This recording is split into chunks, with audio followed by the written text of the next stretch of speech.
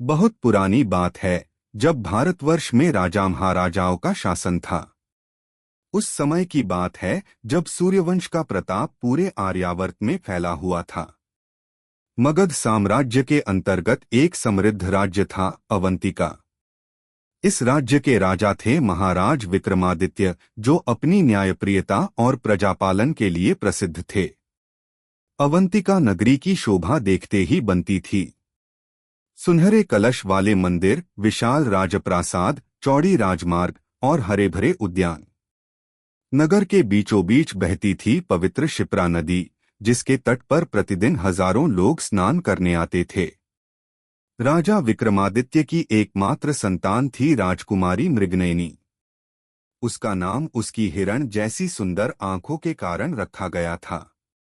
मृगनयनी केवल रूप में ही नहीं, बल्कि गुणों में भी अद्वितीय थी। उसने वेद, पुराण और शास्त्रों का गहन अध्ययन किया था। धनुर्विद्या और अस्त्र शस्त्र संचालन में भी वह निपुण थी। लेकिन इन सब गुणों से बढ़कर उसमें था करुणा और दया का भाव। राजकुमारी की आयु अब 18 वर्ष की हो चुकी थी। राज्य भर में उसके स्वयंवर की तैयारियां शुरू हो गई थीं। दूर दूर के राजकुमार अवंतिका आने की तैयारी कर रहे थे, लेकिन मृगनयनी के मन में कोई उत्साह नहीं था।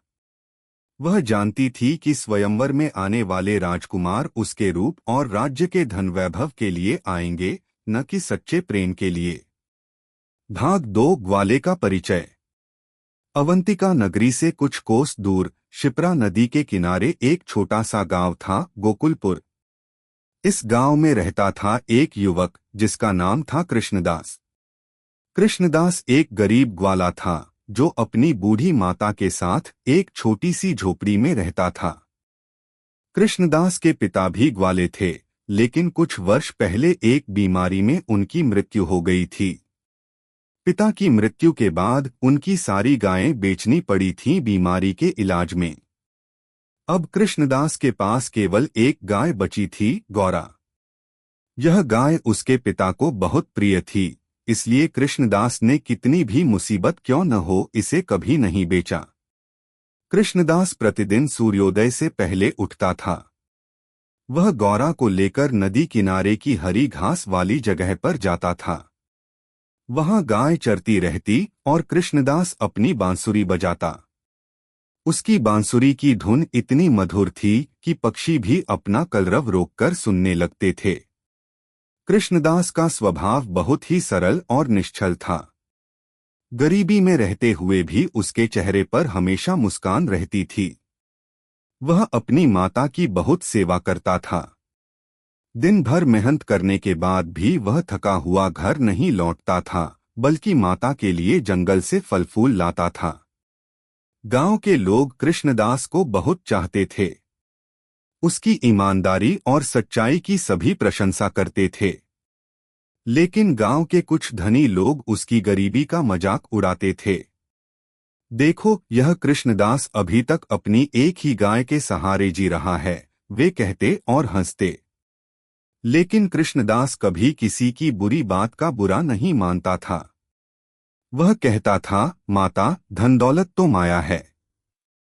असली धन है सच्चाई, ईमानदारी और दूसरों की सेवा करना। भगवान ने हमें भोजन और वस्त्र दिया है, इसी में हमें संतुष्ट रहना चाहिए। उसकी माता भी अपने पुत्र पर गर्व करती थी। वह कहती, बेटा, तू धन में भले ही गरीब हो, लेकिन मन से तू किसी राजकुमार से कम नहीं है। भाग 3, पहली भेंट। एक दिन की बात है। चैत्र महीने की पूर्णिमा का दिन था। पूरे अवंतिका में होली के त्योहार की धूम मची हुई थी। राजप्रासाद में भी उत्सव की तैयारियां चल रही थीं। राजकुमारी मृगनयनी अपने महल में बैठी उदास थी। उसकी सखियां रंगगुलाल लेकर खेलने के लिए बुला रही थीं, लेकिन उसका मन नहीं लग रहा था। स्वयंवर की तारीख नजदीक आ रही थी और उसका मन भारी हो रहा था। सखी मृगनयनी ने अपनी प्रिय सखी कमला से कहा, मेरा मन यहाँ नहीं लग रहा। चलो हम नदी किनारे चलते हैं। वहां की शीतल हवा से शायद मन को शांति मिले। कमला ने कहा, लेकिन राजकुमारी, महाराज ने तो आपको बिना पहरेदारों के महल से बाहर जाने की मनाही की है। आज होली का दिन है, मृगननी ने कहा। सभी उत्सव में व्यस्त हैं। हम साधारण वस्त्र पहनकर चुपचाप निकल जाएंगे। कोई पहचानेगा भी नहीं। दोनों सखियों ने साधारण कृषक स्त्रियों जैसे सूती वस्त्र पहने और चुपके से महल के पिछले द्वार से निकल गईं। वे नगर से बाहर शिप्रा नदी की ओर चल पड़ी। नदी के किनारे पहुंचकर मृगनयनी ने गहरी सांस ली। वहां का सौंदर्य अद्भुत था। नदी का स्वच्छ जल सूर्य की किरणों में चमक रहा था। किनारे पर सघन वृक्ष थे, जिन पर रंग-बिरंगे पक्षी बैठे थे। तभी अचानक एक मधुर बांसुरी की धुन सुनाई दी। वह धुन इतनी सुरीली थी कि मृगनयनी मंत्रमुग्ध हो गई। उसने कमला से कहा, यह कौन बजा रहा है? चलो देखें। दोनों सखियां धुन की दिशा में बढ़ी। कुछ दूर जाने पर उन्होंने देखा कि एक वृक्ष के नीचे एक युवक बैठा बांसुरी बजा रहा था। उसके पास एक सफेद गाय चर रही थी। युवक के चेहरे पर एक दिव्य तेज था और उसकी बांसुरी से निकलती धुन मन को छू लेने वाली थी। यह कृष्णदास था। मृगनयनी झाड़ियों के पीछे से देखती रह गई। उसने अपने जीवन में अनगिनत संगीतकार सुने थे, राजदरबार के सर्वश्रेष्ठ वादक सुने थे, लेकिन यह बांसुरी की धुन कुछ अलग ही थी। इसमें भाव था, आत्मा थी। कमला ने धीरे से कहा, राजकुमारी, यह तो कोई साधारण ग्वाला लगता है। चलिए यहां से चलते हैं। लेकिन मृगनयनी वहीं खड़ी रही। तभी उसका पैर एक सूखी टहनी पर पड़ा और चरमराने की आवाज हुई। कृष्णदास ने बांसुरी रोक दी और पीछे मुड़कर देखा। उसने दो स्त्रियों को झाड़ियों के पीछे खड़ा देखा। कौन है वहां? उसने पूछा। उसकी आवाज में कोई डर या गुस्सा नहीं था, बस एक सहज जिज्ञासा थी। मृगनयनी और कमला आगे आईं। कृष्णदास ने उन्हें देखा और तुरंत खड़ा हो गया। प्रणाम देवियों, उसने हाथ जोड़कर कहा। क्या आप रास्ता भटक गई हैं? मृगनयनी ने कहा, नहीं, हम नदी किनारे घूमने आए थे। तुम्हारी बांसुरी की धुन सुनकर यहां आ गए। कृष्णदास मुस्कुराया। मेरी बांसुरी में कुछ खास नहीं है, बस मन बहलाव के लिए बजा लेता हूं। तुम्हारा नाम क्या है? मृगनयनी ने पूछा। मेरा नाम कृष्णदास है। मैं गोकुलपुर गांव से हूं। यह गौरा है, मेरी गाय। मृगनयनी ने गाय को देखा। गाय स्वस्थ और सुंदर थी। उसे देखकर ही पता चल रहा था कि कृष्णदास उसकी कितनी देखभाल करता था। तुम यहां रोज आते हो? मृगनयनी ने पूछा। हाँ देवी, रोज सूर्योदय के समय यहां आता हूं। यहाँ की शांति और प्रकृति का सौंदर्य मुझे बहुत अच्छा लगता है। मृगनयनी को कृष्णदास की सरलता और सच्चाई बहुत अच्छी लगी। उसने कुछ देर और उससे बात की। कृष्णदास ने उसे प्रकृति के बारे में, गायों की देखभाल के बारे में और अपने गांव के बारे में बताया। सूर्य ढलने लगा तो कमला ने मृगनयनी को याद दिलाया, राजकुमारी, अब हमें वापस जाना चाहिए, नहीं तो महाराज चिंतित हो जाएंगे। मृगनयनी ने कृष्णदास से विदा ली। अच्छा कृष्णदास, अब हमें जाना होगा। जैसी आपकी इच्छा देवी। फिर मिलेंगे। वापस जाते समय मृगनयनी का मन बहुत हल्का था। उसे एक अजीब सी शांति महसूस हो रही थी। भाग 4 बढ़ता लगा। उस दिन के बाद से मृगनयनी रोज नदी किनारे जाने लगी। वह कमला के साथ छिपकर कृष्णदास को बांसुरी बजाते देखती। कभी कभी वह आगे जाकर उससे बात भी करती। धीरे धीरे दोनों के बीच एक मित्रता का रिश्ता बन गया। कृष्णदास नहीं जानता था कि यह साधारण सी लगने वाली स्त्री असल में अवंतिका की राजकुमारी है।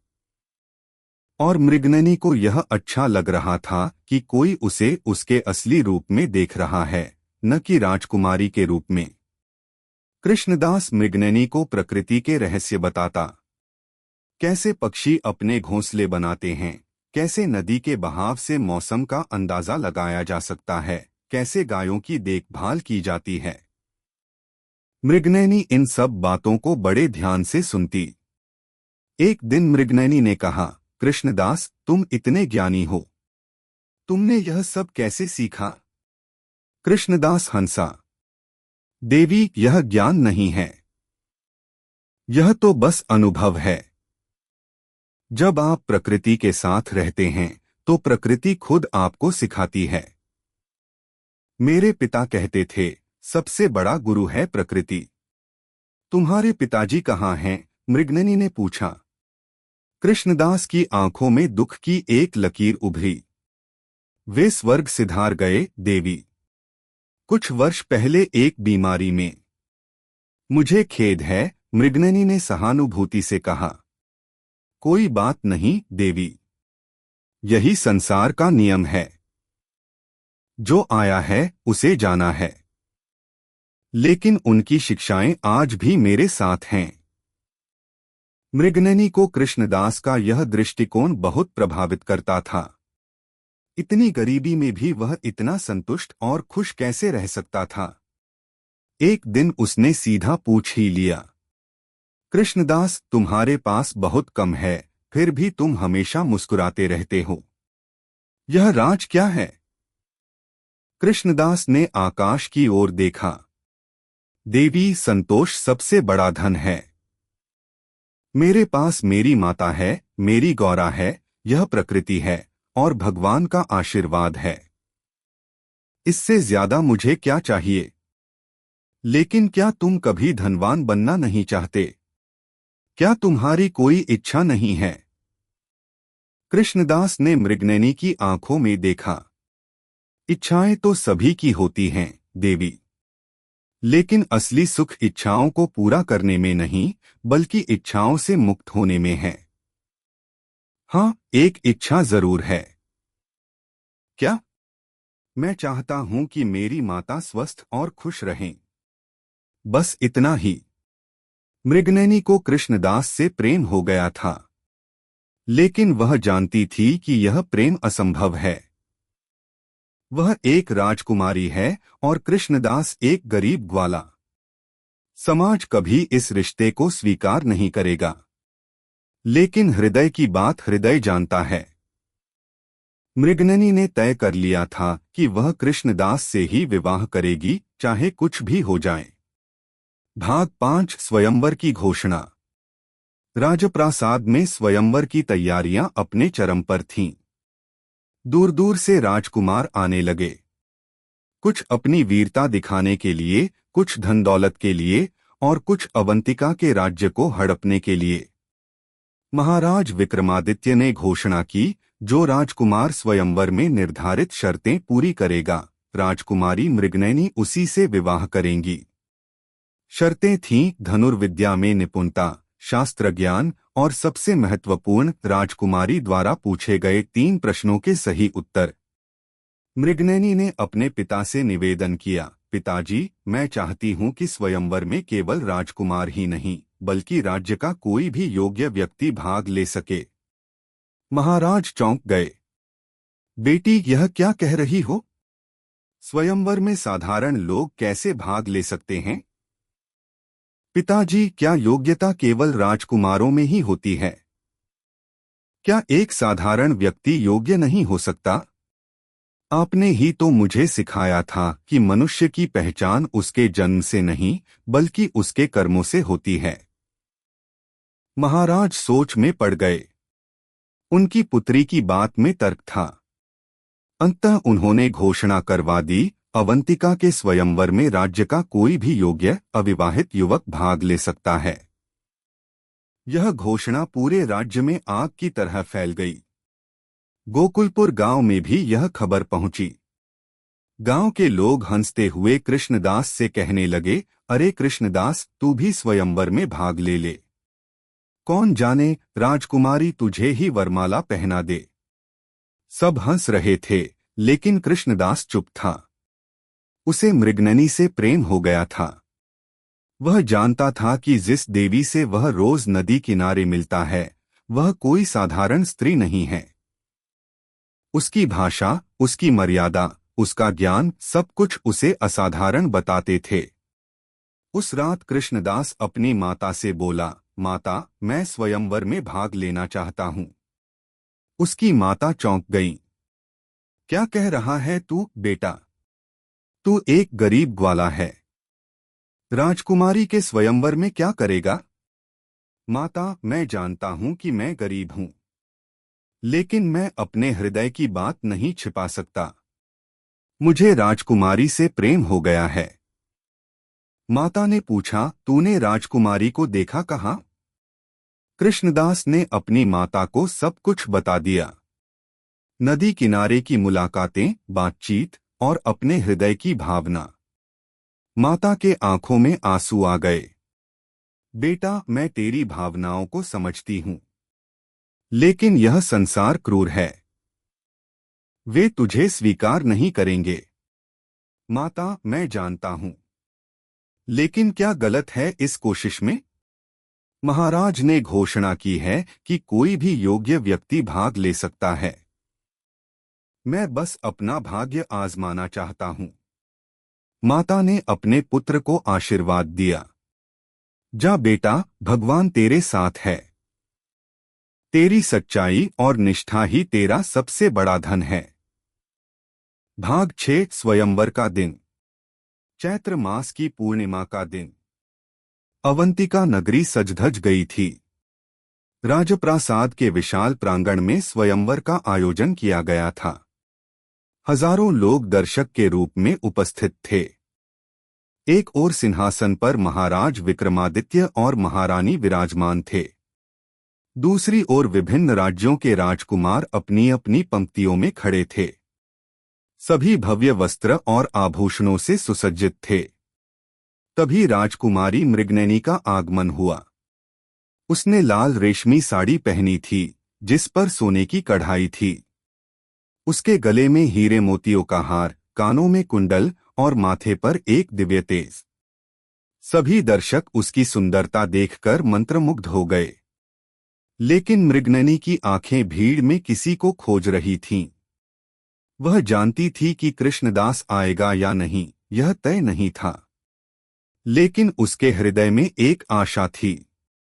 तभी भीड़ के पीछे से एक आवाज आई, महाराज, मैं भी इस स्वयंवर में भाग लेना चाहता हूँ। सब लोग पीछे मुड़े। वहां खड़ा था कृष्णदास, अपने साधारण धोती कुर्ते में। उसके हाथ में कोई अस्त्र नहीं था, केवल उसकी बांसुरी थी। दरबार में हंसी की लहर दौड़ गई। राजकुमार उसे देखकर मजाक उड़ाने लगे।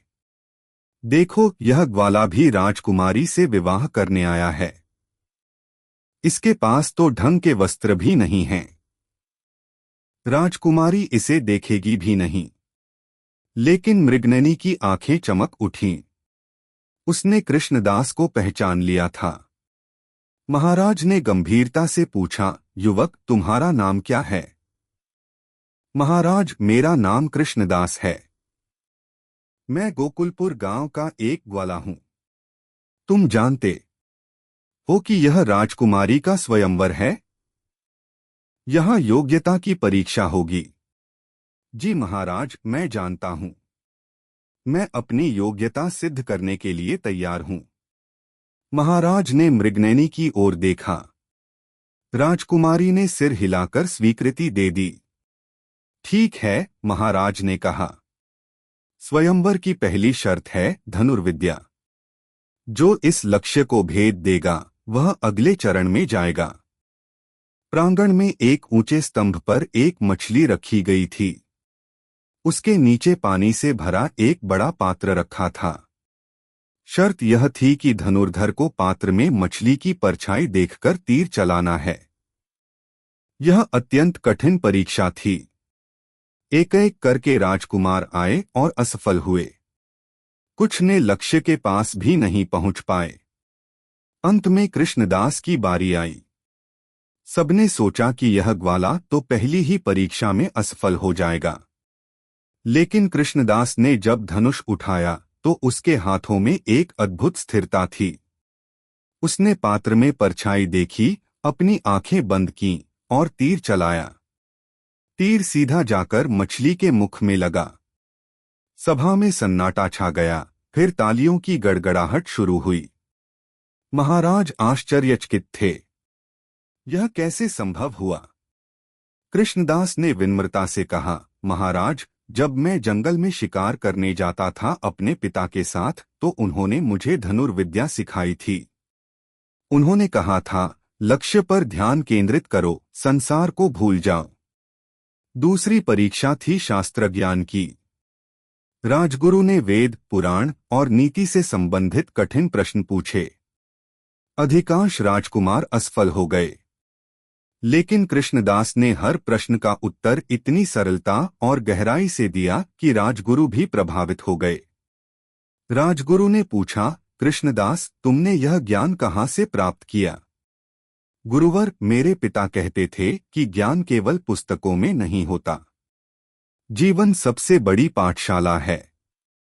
मैंने प्रकृति से सीखा, अपने अनुभवों से सीखा और अपने बुजुर्गों की बातों से सीखा। अब आई सबसे महत्वपूर्ण परीक्षा, राजकुमारी के 3 प्रश्न। भाग 7, राजकुमारी के 3 प्रश्न। मृगनयनी खड़ी हुई। उसकी आवाज पूरे प्रांगण में गूंजी। जो भी मेरे 3 प्रश्नों के सही उत्तर देगा, मैं उसी को अपना वरमाला पहनाऊंगी। केवल 3 राजकुमार और कृष्णदास इस चरण तक पहुंचे थे। मृगनयनी ने पहला प्रश्न पूछा, संसार में सबसे बड़ा धन क्या है? पहले राजकुमार ने कहा, स्वर्ण और रत्न। मृगनयनी ने सिर हिलाया। गलत। दूसरे राजकुमार ने कहा, राज्य और सत्ता। गलत। तीसरे राजकुमार ने कहा, विद्या और बुद्धि। गलत। अब कृष्णदास की बारी थी। उसने गहरी सांस ली और कहा, राजकुमारी, संसार में सबसे बड़ा धन है संतोष। जिसके पास संतोष है, उसके पास सब कुछ है। जिसके पास संतोष नहीं, वह सारे संसार का स्वामी होकर भी गरीब है। मृगनयनी मुस्कुराई। सही उत्तर। दूसरा प्रश्न, सबसे बड़ी शक्ति क्या है? पहला राजकुमार, तलवार और सेना। गलत। दूसरा, राजनीति और कूटनीति। गलत। तीसरा, देवताओं का आशीर्वाद। गलत। कृष्णदास, राजकुमारी, सबसे बड़ी शक्ति है सत्य और प्रेम। सत्य के आगे असत्य टिक नहीं सकता। प्रेम के आगे घृणा टिक नहीं सकती। तलवार शरीर को नष्ट कर सकती है, लेकिन सत्य और प्रेम आत्मा को जीत लेते हैं। सही उत्तर। अब तीसरा और अंतिम प्रश्न।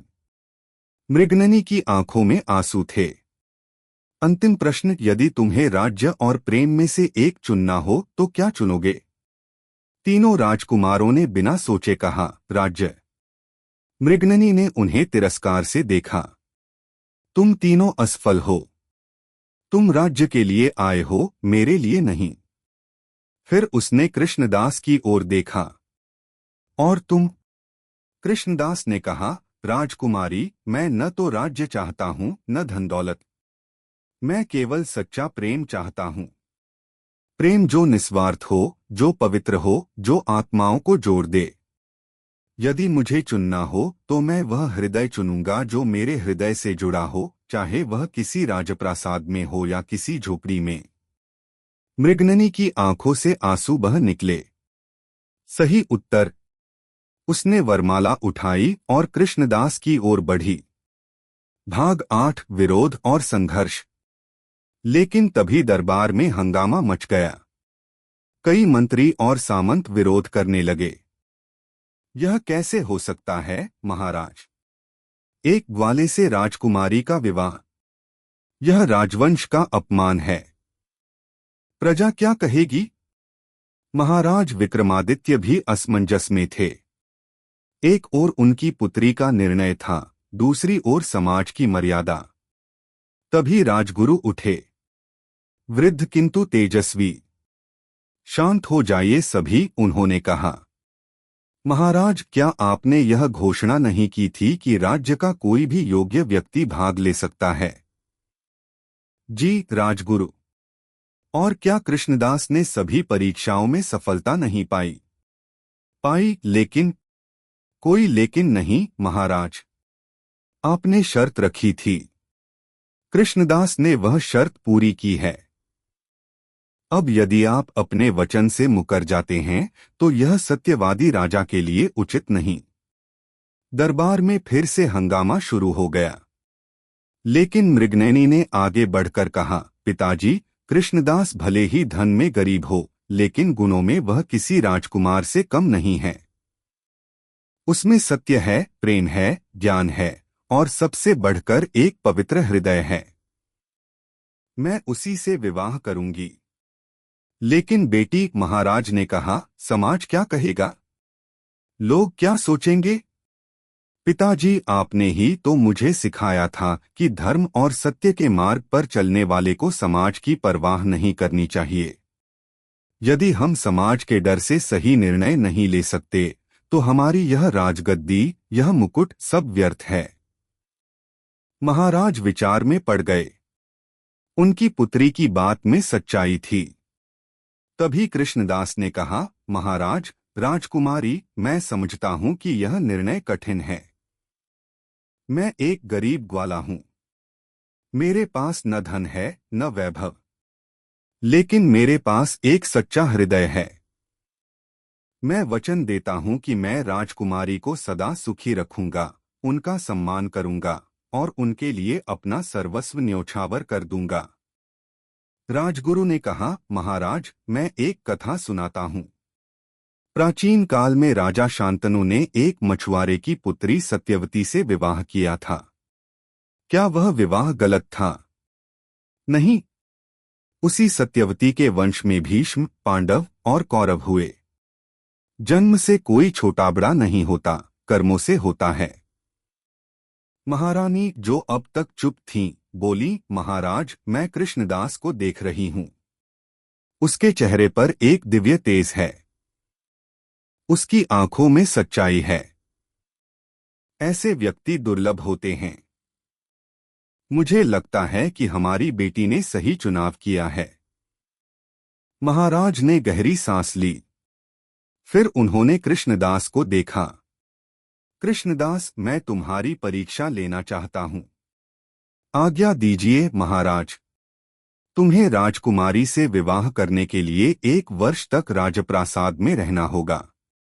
तुम्हें राजकाज सीखना होगा, युद्ध कला सीखनी होगी और राजनीति समझनी होगी। यदि तुम 1 वर्ष में यह सब सीख गए तो मैं तुम्हारा और मृगनयनी का विवाह कर दूंगा। कृष्णदास ने सिर झुकाया। जैसी आपकी आज्ञा महाराज। लेकिन एक निवेदन है। क्या? मेरी वृद्ध माता अकेली हैं। मैं उन्हें भी साथ ला सकता हूं। महाराज मुस्कुराए। अवश्य। एक पुत्र जो अपनी माता का ध्यान रखता है वह निश्चित ही एक अच्छा पति और राजा बनेगा। भाग 9, परिवर्तन का समय। कृष्णदास राजप्रासाद में आ गया। उसकी माता को भी एक सुंदर कक्ष दिया गया। पहले कुछ दिन बहुत कठिन थे। दरबारी और सामंत उसे तिरस्कार की दृष्टि से देखते थे। यह ग्वाला क्या राजकाज सीखेगा? देखना, यह कुछ दिनों में ही हार मान लेगा। लेकिन कृष्णदास ने हार नहीं मानी। वह प्रतिदिन भोर में उठता, व्यायाम करता, फिर गुरुओं से युद्ध कला सीखता। दिन में राजगुरु से नीति और राजनीति का ज्ञान लेता। शाम को राजकाज की बारीकियां समझता। उसकी लगन और मेहनत देखकर धीरे धीरे लोगों की राय बदलने लगी। यहाँ तक कि वे मंत्री जो उसके विरोध में थे, उसके ज्ञान और समझ से प्रभावित होने लगे। एक दिन राज्य की सीमा पर डाकुओं ने हमला कर दिया। महाराज ने सेना भेजने का निर्णय लिया। कृष्णदास ने निवेदन किया, महाराज, मुझे भी सेना के साथ जाने की अनुमति दें। लेकिन तुम युद्ध कला में अभी नए हो। महाराज, युद्ध कला केवल तलवार चलाने से नहीं आती। रणनीति और साहस भी चाहिए। मुझे अवसर दें। महाराज ने अनुमति दे दी। युद्ध में कृष्णदास ने अद्भुत पराक्रम दिखाया। उसने डाकुओं के सरदार को पकड़ लिया। लेकिन उसने सरदार को मारा नहीं, बल्कि उससे पूछा, तुम डाकू क्यों बने? सरदार ने कहा, भूख और गरीबी ने मुझे डाकू बनाया। मेरे गांव में अकाल पड़ा था। राज्य से कोई मदद नहीं मिली। मैंने अपने परिवार को बचाने के लिए यह रास्ता चुना। कृष्णदास को दया आ गई। उसने महाराज से निवेदन किया, महाराज, इन डाकुओं को मृत्युदंड देने के बजाय क्यों न हम इनके गांवों में जाकर देखें कि समस्या क्या है। यदि हम उनकी समस्याओं का समाधान करें तो वे फिर कभी डाकू नहीं बनेंगे। महाराज ने कृष्णदास की बात मानी। उन्होंने उन गांवों में जल व्यवस्था, कृषि के साधन और रोजगार उपलब्ध करवाए। सभी डाकू सुधर गए और ईमानदार नागरिक बन गए। इस घटना के बाद कृष्णदास की ख्याति पूरे राज्य में फैल गई। प्रजा उसे प्यार करने लगी। लोग कहने लगे, यह ग्वाला नहीं, देवता है जो प्रजा के दुख समझता है। मृगननी को अपने चुनाव पर गर्व था। वह प्रतिदिन कृष्णदास से मिलती, उससे बातें करती। दोनों के बीच का प्रेम और गहरा होता जा रहा था। भाग 10 अंतिम परीक्षा। 1 वर्ष बीत गया। कृष्णदास ने सभी कलाएं सीख लीं। अब विवाह की तैयारियां शुरू हो गईं। लेकिन तभी एक समस्या आई। पड़ोसी राज्य के राजा दुर्योधन ने अवंतिका पर हमला करने की धमकी दी। उसने संदेश भेजा, या तो राजकुमारी मृगनयनी से मेरा विवाह करो या युद्ध के लिए तैयार रहो। महाराज विक्रमादित्य चिंतित हो गए। दुर्योधन की सेना बहुत विशाल और शक्तिशाली थी। युद्ध में अवंतिका की हार तय थी। दरबार में सभी मंत्री चिंतित थे। कोई रास्ता नहीं सूझ रहा था। तभी कृष्णदास ने कहा, महाराज, मुझे दुर्योधन से बात करने का अवसर दें। लेकिन कृष्णदास, वह एक क्रूर और अहंकारी राजा है। वह बात नहीं सुनेगा। महाराज, युद्ध अंतिम विकल्प है। पहले हमें शांति का प्रयास करना चाहिए। महाराज ने अनुमति दे दी। कृष्णदास दुर्योधन के राज्य गया। दुर्योधन के दरबार में कृष्णदास को तिरस्कार से देखा गया। दुर्योधन ने कहा, तू कौन है जो मुझसे बात करने का दुस्साहस कर रहा है? कृष्णदास ने शांति से कहा, मैं कृष्णदास हूं, अवंतिका का प्रतिनिधि।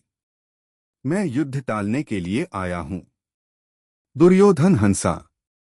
युद्ध टालना चाहते हो? बस राजकुमारी मृगनयनी से मेरा विवाह करवा दो।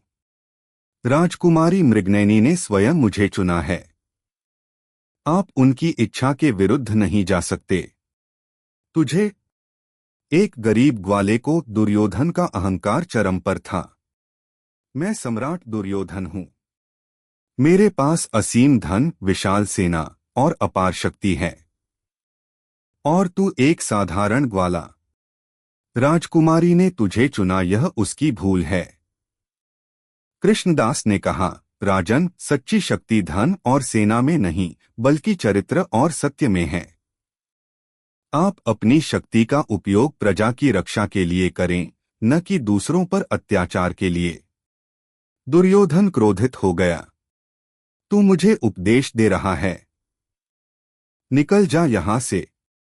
और अवंतिका के राजा को कह देना कि 7 दिन बाद मेरी सेना वहां पहुंचेगी। कृष्णदास वापस आ गया। अब युद्ध अवश्यंभावी था। भाग 11 युद्ध और विजय। 7वें दिन दुर्योधन की विशाल सेना अवंतिका की सीमा पर पहुंच गई।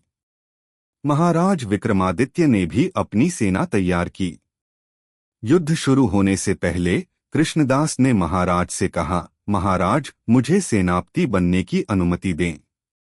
दरबारी चौंक गए। यह ग्वाला सेनापति बनेगा?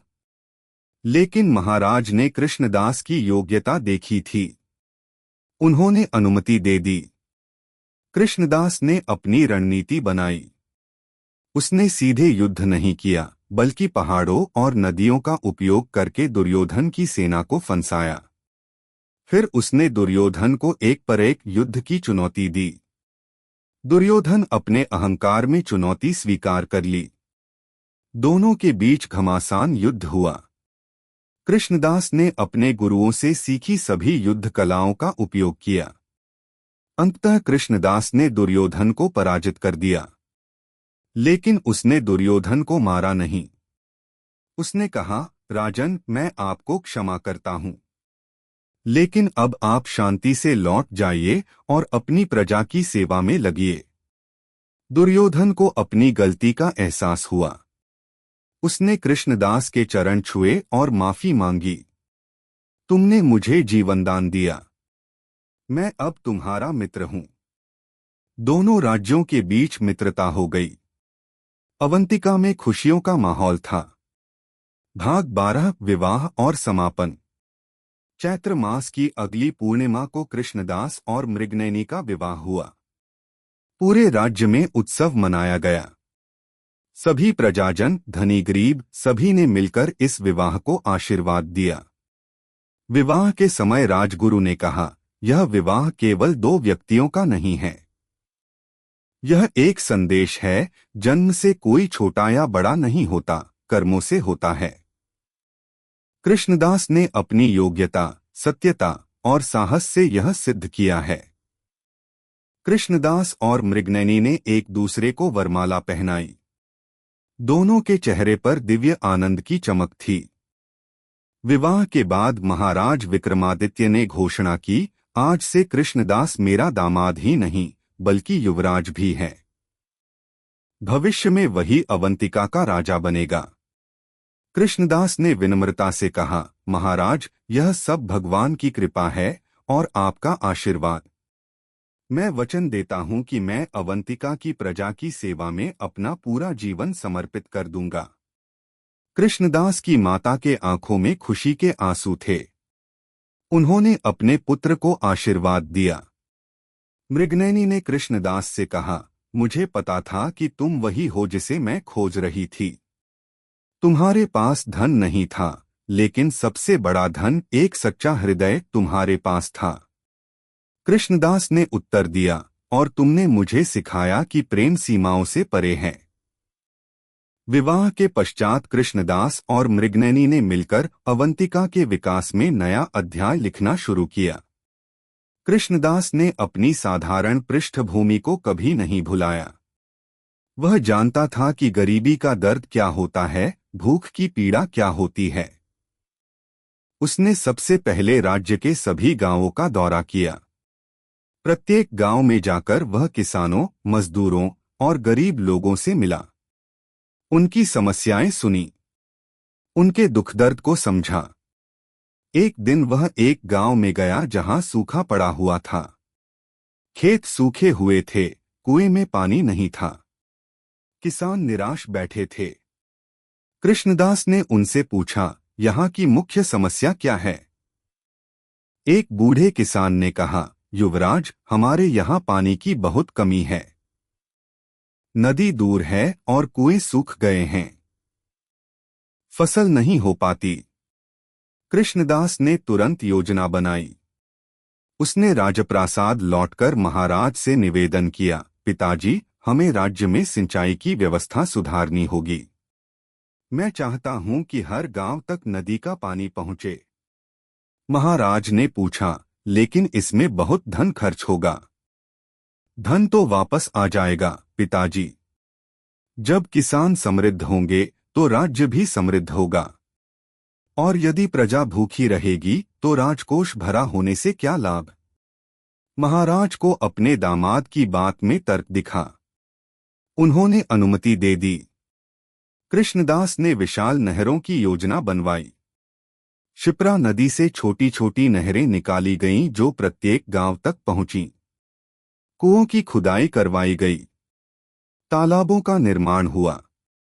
मृगननी भी पीछे नहीं रही। उसने राज्य में स्त्री शिक्षा की शुरुआत की। उसने कहा, जब तक स्त्रियां शिक्षित नहीं होंगी, समाज आधा ही शिक्षित रहेगा। उसने प्रत्येक गांव में पाठशालाएं खुलवाईं, जहां बालिकाओं को निःशुल्क शिक्षा दी जाती थी। उसने स्वयं भी कई बार इन पाठशालाओं में जाकर बालिकाओं को पढ़ाया। धीरे धीरे अवंतिका में परिवर्तन दिखने लगा। खेत हरे भरे हो गए। गांवों में समृद्धि आने लगी। स्त्रियां शिक्षित होने लगीं। प्रजा खुश थी। भाग 14 ईर्ष्या का जहर। लेकिन हर खुशी के साथ कुछ दुख भी आता है। राज्य के कुछ सामंत और धनी व्यापारी कृष्णदास से ईर्ष्या करने लगे। वे सोचते थे, यह ग्वाला हमसे ऊपर कैसे हो गया। इनमें सबसे प्रमुख था सामंत धूर्तराज। वह एक चालाक और कपटी व्यक्ति था। उसकी नजर हमेशा से राजगद्दी पर थी। वह चाहता था कि उसका पुत्र राजकुमारी से विवाह करे। कृष्णदास के आने से उसकी सारी योजनाएं ध्वस्त हो गई थीं। अब वह बदला लेने का अवसर ढूंढ रहा था। एक दिन धूर्तराज ने अपने साथियों को बुलाया। मित्रों, हमें इस ग्वाले को राजप्रासाद से बाहर निकालना होगा। लेकिन सीधे तौर पर हम कुछ नहीं कर सकते, क्योंकि महाराज और राजकुमारी दोनों उसके पक्ष में हैं। एक साथी ने पूछा, तो फिर क्या करेंगे? धूर्तराज मुस्कुराया। एक दुष्ट मुस्कान। हम उसके चरित्र पर कलंक लगाएंगे। प्रजा के मन में उसके प्रति संदेह पैदा करेंगे। जब प्रजा ही उसके विरुद्ध हो जाएगी, तो महाराज को उसे हटाना पड़ेगा। उन्होंने एक षड्यंत्र रचा। उन्होंने गुप्त रूप से राज्य में अफवाहें फैलानी शुरू की। सुना है, युवराज कृष्णदास राजकोष से धन निकालकर अपने गांव वालों को दे रहे हैं। युवराज तो एक ग्वाला है। उसे राजकाज की क्या समझ? राजकुमारी ने गलत चुनाव किया था। ये अफवाहें धीरे धीरे फैलने लगीं। कुछ भोले भाले लोग इन पर विश्वास करने लगे। कृष्णदास को जब इन अफवाहों का पता चला, तो वह दुखी हुआ। उसने मृगनयनी से कहा, देवी, लोग मुझ पर संदेह कर रहे हैं। शायद मेरा राजप्रासाद में रहना उचित नहीं है। मृगनयनी ने क्रोधित होकर कहा, यह कैसी बात कर रहे हो तुम? तुमने राज्य के लिए इतना किया है, और ये अफवाहें किसी षड्यंत्र का हिस्सा हैं। हम सत्य को सामने लाएंगे। लेकिन कृष्णदास का मन भारी था। वह जानता था कि समाज में परिवर्तन इतना आसान नहीं है।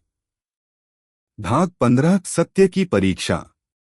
धूर्तराज का षड्यंत्र और गहरा होता गया। उसने राजकोष के एक भ्रष्ट अधिकारी को मिलाकर खाते में गड़बड़ी करवा दी।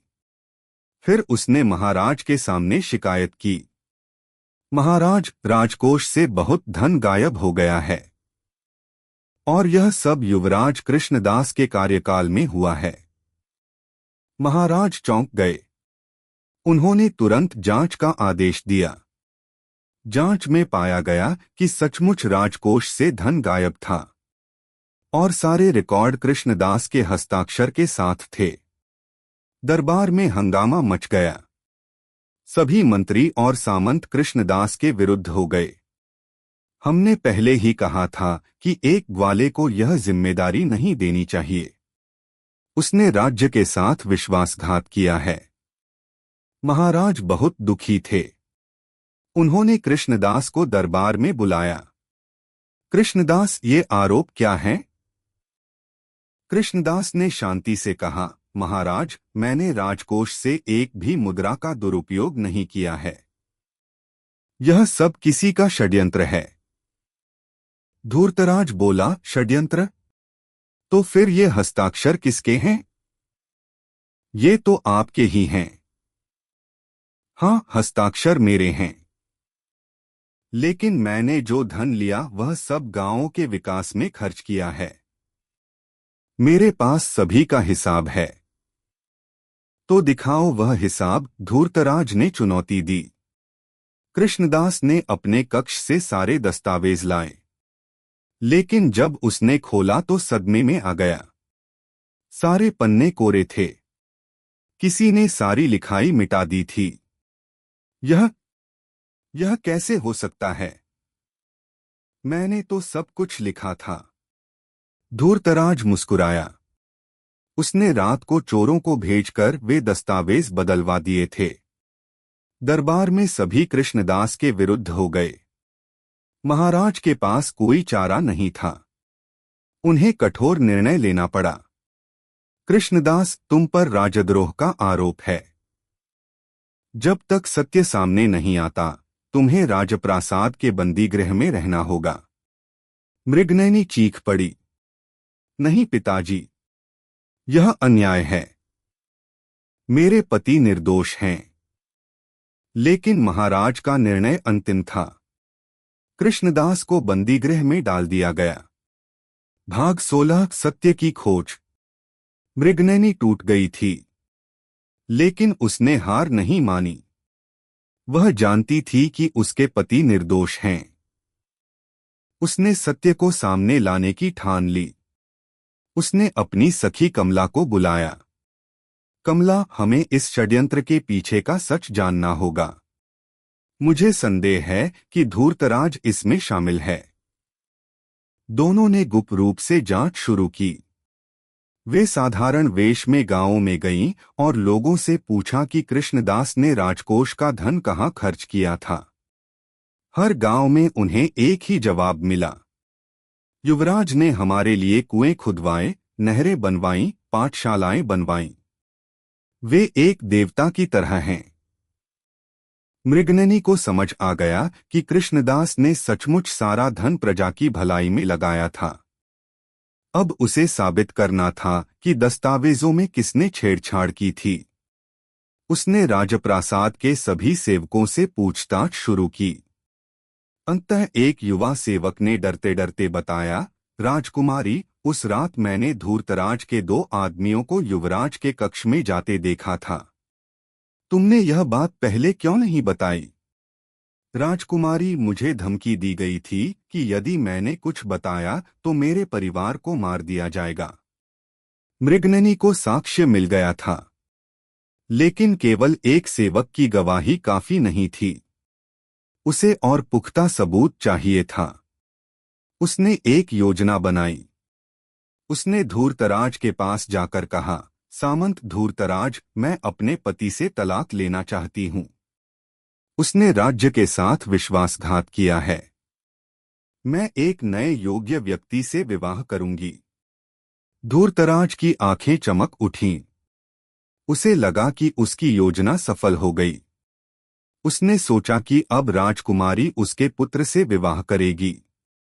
अपने अहंकार में धूर्तराज ने सच बोल दिया। राजकुमारी, आपने सही निर्णय लिया। वह ग्वाला आपके योग्य नहीं था। मैंने सब कुछ सोच समझकर किया था। मैंने ही दस्तावेजों में छेड़छाड़ करवाई थी। मृगनयनी मुस्कुराई। धन्यवाद सामंत, आपने सच बोल दिया। तभी पर्दे के पीछे से महाराज विक्रमादित्य और राजगुरु बाहर आए। वे सब कुछ सुन रहे थे। धूर्तराज का चेहरा पीला पड़ गया। उसे समझ आ गया कि वह फंस गया है। महाराज ने क्रोध से कहा, धूर्तराज, तुमने राज्य के साथ विश्वासघात किया है। तुमने एक निर्दोष व्यक्ति पर झूठा आरोप लगाया। तुम्हारा दंड मृत्यु है। धूर्तराज ने माफी मांगी, लेकिन बहुत देर हो चुकी थी। उसे बंदीगृह में डाल दिया गया। कृष्णदास को तुरंत मुक्त कर दिया गया। महाराज ने उससे क्षमा मांगी। बेटा, मैंने तुम पर संदेह किया। मुझे माफ कर दो। कृष्णदास ने हाथ जोड़े। पिताजी, आपने केवल अपना कर्तव्य निभाया। एक राजा को निष्पक्ष होना चाहिए। आपने वही किया। मृगनयनी ने कृष्णदास को गले लगा लिया। दोनों की आंखों में खुशी के आंसू थे। भाग 17, नई चुनौतियां। धूर्तराज के षड्यंत्र का पर्दाफाश हो गया था, लेकिन कृष्णदास जानता था कि अभी भी समाज में कई लोग हैं जो परिवर्तन को स्वीकार नहीं कर पा रहे थे। एक दिन राजदरबार में एक व्यापारी आया। उसका नाम था सेठ लक्ष्मीचंद। वह राज्य का सबसे धनी व्यापारी था। महाराज, उसने कहा, मैं एक समस्या लेकर आया हूं। युवराज कृष्णदास ने जो नई नहरें बनवाई हैं, उनसे मेरे व्यापार को नुकसान हो रहा है। कैसे? महाराज ने पूछा। महाराज, पहले किसान पानी के लिए मुझसे कर्ज लेते थे। मैं उन्हें ऊंची ब्याज दर पर पैसे देता था। अब चूंकि सभी के पास पानी है, वे मुझसे कर्ज नहीं ले रहे। मेरा व्यापार ठप हो गया है। कृष्णदास ने शांति से कहा, सेठ जी, व्यापार का उद्देश्य केवल लाभ कमाना नहीं होना चाहिए। समाज की भलाई भी उतनी ही महत्वपूर्ण है। आप अन्य व्यापार कर सकते हैं। सेठ क्रोधित हो गया। यह ग्वाला मुझे व्यापार सिखा रहा है। महाराज, यदि यही स्थिति रही तो सभी व्यापारी राज्य छोड़कर चले जाएंगे। महाराज चिंतित हो गए। व्यापारी राज्य की अर्थव्यवस्था के लिए जरूरी थे। लेकिन कृष्णदास ने एक समाधान सुझाया। सेठ जी, आप अनाज का व्यापार क्यों नहीं करते? अब चूंकि किसानों के पास अच्छी फसल है, वे अतिरिक्त अनाज बेचना चाहते हैं। आप उन्हें उचित दाम देकर अनाज खरीदें और दूसरे राज्यों में बेचें। इससे किसानों को भी लाभ होगा और आपको भी। सेठ को यह विचार पसंद आया। उसने नया व्यापार शुरू किया और पहले से भी अधिक धन कमाया। यह घटना राज्य भर में फैल गई। लोगों को समझ आया कि कृष्णदास केवल गरीबों का ही नहीं, बल्कि सभी का भला सोचता है। भाग 18, अगली पीढ़ी। कुछ वर्ष बीत गए।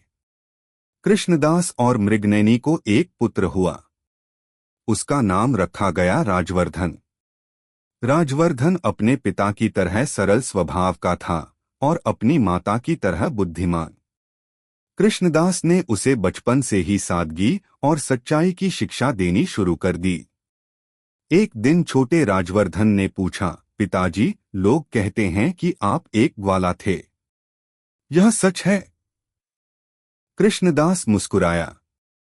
हाँ बेटा, मैं एक ग्वाला था और मुझे उस पर गर्व है। लेकिन लोग कहते हैं कि ग्वाला होना छोटी बात है।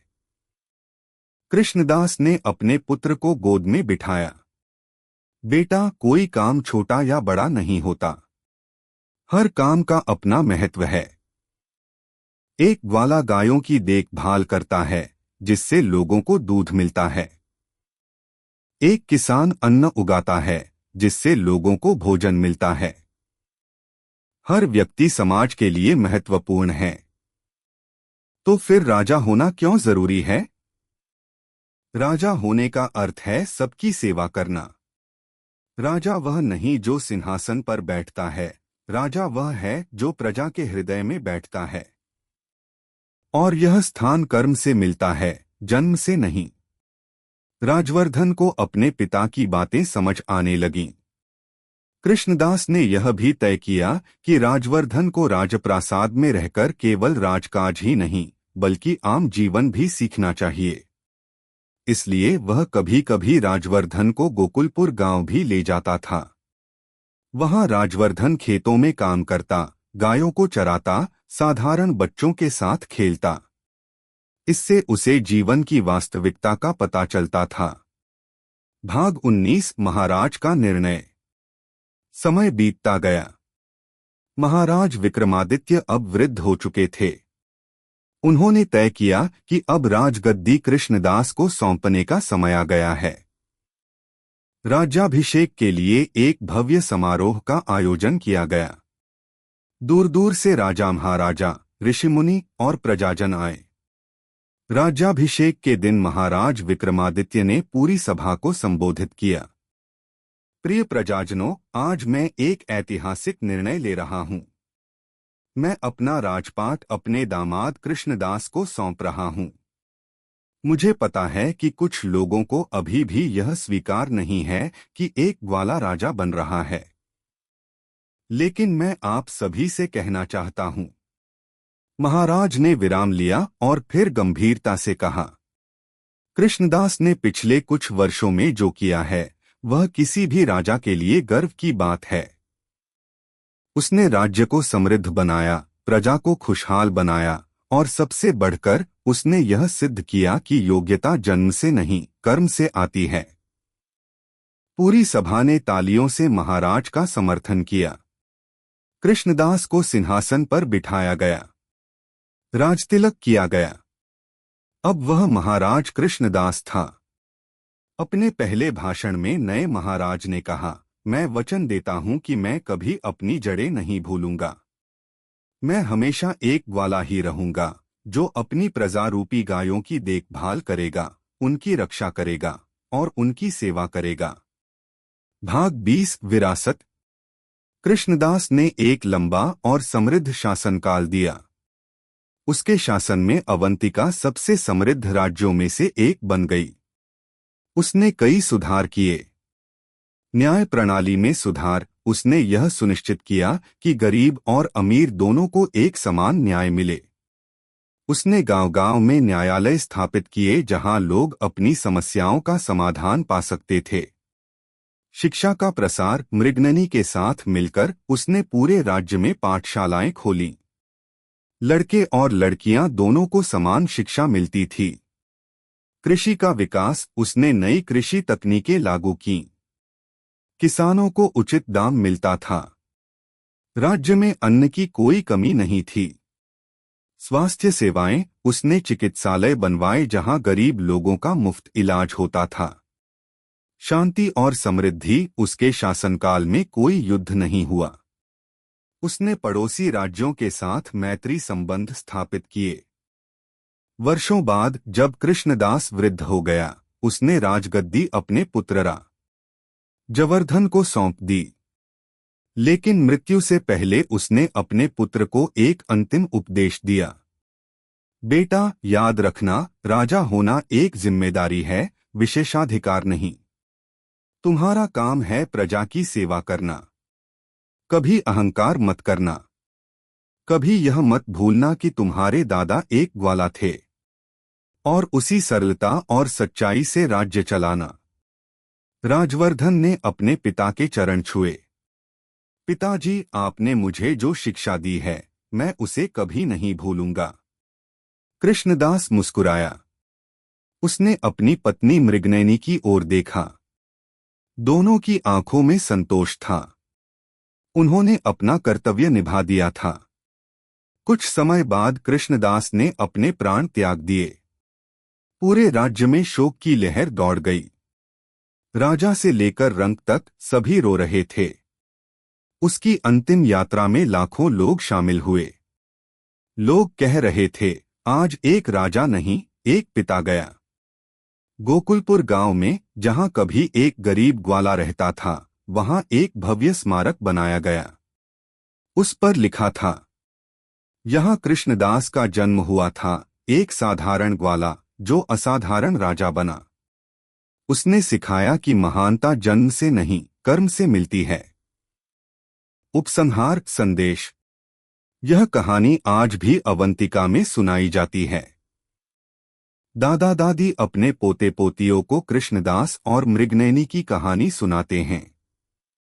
यह कहानी सिखाती है कि जन्म से कोई छोटा या बड़ा नहीं होता, कर्मों से होता है।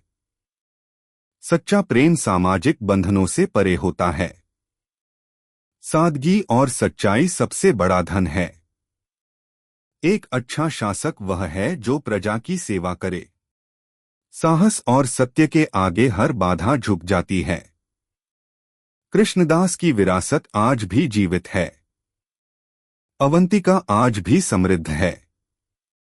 और लोग आज भी कहते हैं, जब भी अन्याय हो, जब भी कोई कहे कि तुम छोटे हो, तो याद करो महाराज कृष्णदास को, एक ग्वाला जिसने दुनिया को दिखाया कि असली राजा वह नहीं जो सिंहासन पर बैठता है, बल्कि वह है जो लोगों के दिलों में बैठता है।